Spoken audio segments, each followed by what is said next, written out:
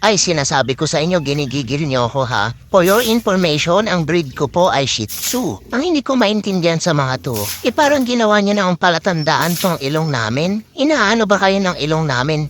Pare-parehas naman tayong humihinga dito o. Sabi pa nung nakasalubong namin, uy, yung pango na dog. Kung kagatin ko kaya yung ilong mo, na nito, harap-harapan pa akong nilalait.